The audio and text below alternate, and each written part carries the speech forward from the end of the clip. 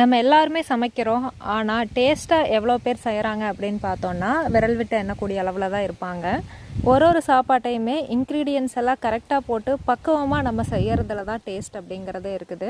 ஆனால் இன்றைக்கி நம்ம இருக்கிற சூழ்நிலையில் டேஸ்ட்டையெல்லாம் பார்க்காம எதெல்லாம் ஹெல்த்துக்கு நல்லது அப்படின்னு சொல்லிட்டு ஹெல்த்தியான ஃபுட்டு அப்படிங்கிறது மட்டும்தான் நம்ம மைண்டில் எடுக்க வேண்டியது. அதுலேயும் குறிப்பாக சொல்லப்போனால் ஆர்கானிக் அப்படிங்கிற ஒரு வார்த்தையை நம்ம அதிகமாக இப்போ நம்ம கேட்டுகிட்டே இருக்கிறோம். நம்ம மேக்ஸிமம் எல்லா சமையல்லையுமே ஃபைனல் டச் அப்படின்னா கொத்தமல்லி தலையை தூவுறது தான் வச்சுருப்போம். நான் இதுக்காகவே வீட்டுக்கு பக்கத்தில் ஒரு கார்டன் அமைச்சேன். அதில் மற்ற எல்லா செடிகளுமே வச்சுருக்கிறேன்.